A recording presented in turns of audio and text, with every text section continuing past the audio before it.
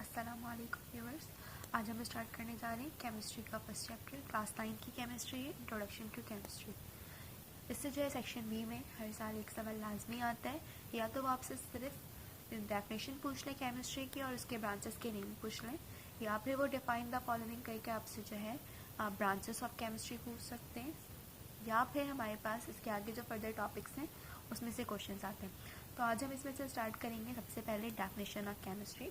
Chemistry की definition क्या है? It is the branch of natural science that deals with the properties, composition and structure of matter. What is properties? Properties होती क्या है, हम इससे क्या समझते हैं कि प्रॉपर्टीज क्या चीज़ है। कंपोजिशन, कंपोजिशन क्या चीज़ होती है, और स्ट्रक्चर, ये सारी चीज़ें हैं क्या चीज़। सबसे पहले हम देखते हैं प्रॉपर्टीज़। प्रॉपर्टीज़ की अगर हम उर्दू में मीनिंग्स देखें तो इसका मतलब होता है खुसूसियात। अब हम क्या करते हैं, सपोज दैट मैं एक जगह से गुजर रही थी, मुझे वहाँ पे एक वाइट कलर का सॉलिड मिला। अब मैं उसको घर लेकर आती, मैं एज ए साइंटिस्ट हूँ, और मैं देखती हूँ कि इसका कलर कैसा है, इसका मेल्टिंग पॉइंट क्या है, बॉइलिंग पॉइंट क्या है। जब मैं इन सारी चीज़ों की स्टडी करूँगी तो ये क्या है, मेरे पास प्रॉपर्टीज़ में आती है। तो प्रॉपर्टीज़ को अब क्या करते हैं, दो हिस्सों में डिवाइड करते हैं। एक होता है फिजिकल प्रॉपर्टीज़, एक होता है केमिकल प्रॉपर्टीज़। फिजिकल प्रॉपर्टीज़ में हमारे पास क्या आती हैं, वो सारी चीज़ें आएंगी जस्ट लाइक इसमें जो है इसका बॉइलिंग पॉइंट क्या है, इसका कलर कैसा है, मेल्टिंग पॉइंट क्या है, सब्लिमेशन क्या है। ये सारी चीज़ें की स्टडी जब मैं करूँगी तो वो सब किस में आएगा, फिजिकल प्रॉपर्टीज़ में। लेकिन केमिकल प्रॉपर्टीज़ क्या होती है, मैं जो वाइट सॉलिड को अगर किसी दूसरे सब्सटेंस के साथ रिएक्ट करवाऊँ या फिर दूसरे केमिकल्स के साथ रिएक्ट करवाऊँ, वो एज अ रिजल्ट मुझे क्या दे रहा है, उसके बेसिस पर मैं बताती हूँ कि उसकी क्या है केमिकल प्रॉपर्टीज़। अच्छा, अब इसकी कंपोजिशन क्या है, वो किस किस चीज़ों से मिल के बना हुआ है, तो मैं उसकी किस में स्टडी करूँगी, कंपोजिशन में। और स्ट्रक्चर क्या है उसका, मुझे कि नहीं पता कि वो उसके स्ट्रक्चर किस तरह का। जस्ट लाइक अगर मैं ह्यूमन की एग्जांपल लूँ तो ह्यूमन का स्केलेटन उसका स्ट्रक्चर है बेसिकली, तो वैसे ही हमारे पास जो भी कंपाउंड है या जो भी चीज़ मुझे मिली है उसका स्ट्रक्चर क्या है। इन सारी चीज़ों की स्टडी हम किस में करेंगे, केमिस्ट्री के डेफिनेशन में। अब हम फर्दर मूव करते हैं branch of chemistry. Branch of chemistry में हम किसकी स्टडी करेंगे, बहुत सारे ब्रांचेस में डिवाइड किया गया केमिस्ट्री को, वन बाय वन करके हम सारे ब्रांचेस को स्टडी करते हैं। सबसे पहले हमारे पास फिजिकल केमिस्ट्री। अब फिजिकल केमिस्ट्री में हम किसकी स्टडी करते हैं, it is the branch of chemistry in which we study about laws and principle governing the combination of atoms and molecules in a reaction। अब मुझे नहीं पता, जस्ट लाइक अगर मैं बना रही हूँ कार्बन प्लस ऑक्सीजन और ये एज अ रिजल्ट प्रोड्यूस कर रहा है CO2।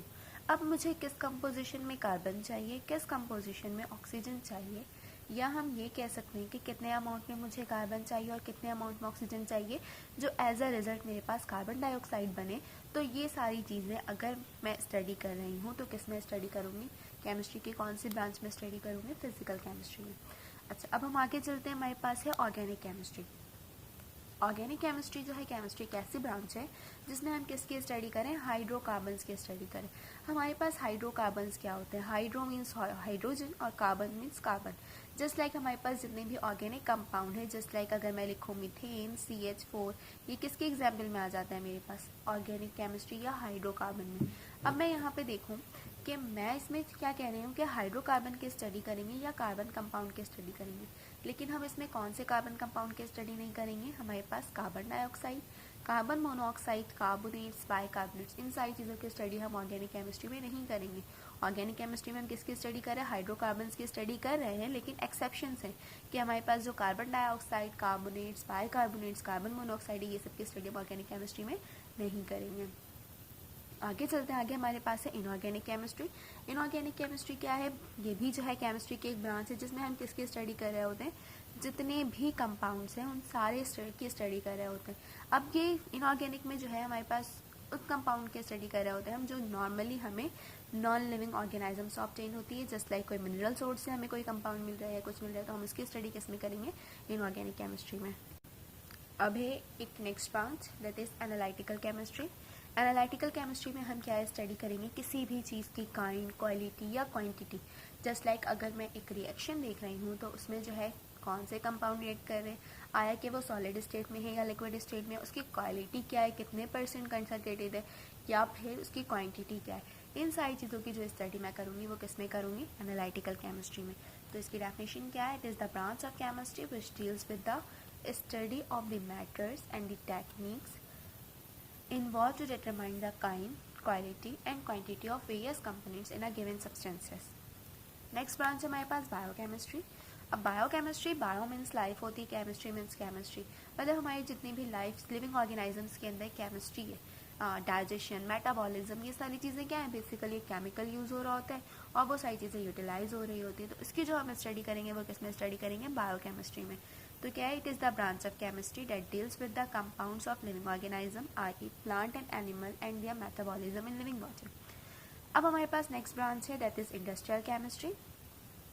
इंडस्ट्रियल केमिस्ट्री में हम क्या स्टडी करेंगे, हमारे पास इंडस्ट्रीज़ में बहुत सारी चीज़ें बन रही होती हैं, जस्ट लाइक पेपर है, ग्लास है, सीमेंट है, ये सब चीज़ें कहाँ बन रही हैं, इंडस्ट्री में बन रही हैं। और किस तरह बन रही हैं, डिफरेंट प्रोडक्ट्स आपस में मिल रहे हैं या डिफरेंट कंपाउंड्स या एलिमेंट्स, मॉलिक्यूल्स आपस में मिलकर एक न्यू कंपाउंड की फॉर्मेशन कर रहे हैं। तो ये सारी चीज़ें, ये सारा प्रोसेस कहाँ हो रहा है, इंडस्ट्री में हो रहा है। तो हम इसको किस में स्टडी करेंगे, इंडस्ट्रियल केमिस्ट्री में।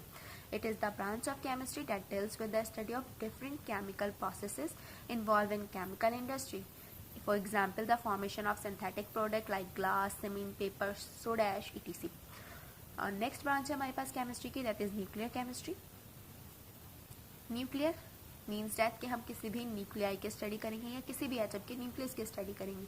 अब हम न्यूक्लियस की किस चीज़ की स्टडी करेंगे, जैसे कि हमें पता है कि न्यूक्लियस में से रेडिएशन निकल रही होती है, समटाइम्स अल्फा, बीटा, गैमा। तो ये सारी जो इमेजेंस हैं या इनविजिबल रेडिएशंस हैं, इन सारी चीज़ों की स्टडी हम किस में कर रहे होते हैं, न्यूक्लियर केमिस्ट्री में। अब हमारे पास है next branch of chemistry that is environmental chemistry. हम एनवायरमेंटल केमिस्ट्री में किसकी स्टडी कर रहे होंगे, जस्ट लाइक मैं क्या कर रही हूँ, किसी भी एक इंडस्ट्री में प्रोडक्ट बना रही हूँ, प्रोडक्ट का जो वेस्ट प्रोडक्ट निकल रहा है उसको मैं क्या कर दे रही हूँ, एयर में ऐसे ही निकाल दे रही हूँ। तो क्या होगा, उस कोई भी केमिकल जो वेस्ट प्रोडक्ट था मेरा, उसको अगर मैं एनवायरनमेंट में ऐसे डिस्चार्ज कर रही हूँ तो मेरा एनवायरनमेंट पोल्यूटेड हो जाएगा।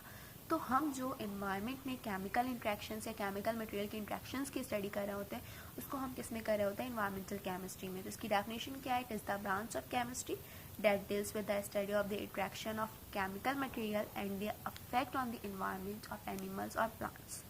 नेक्स्ट ब्रांच है हमारे पास पॉलीमेरिक केमिस्ट्री।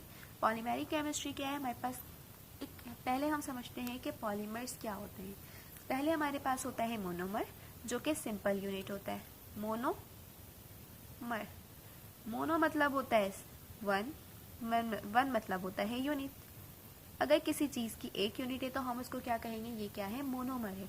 लेकिन जब बहुत सारे मोनोमर मिलते हैं तो क्या बना लेते हैं, पॉलीमर।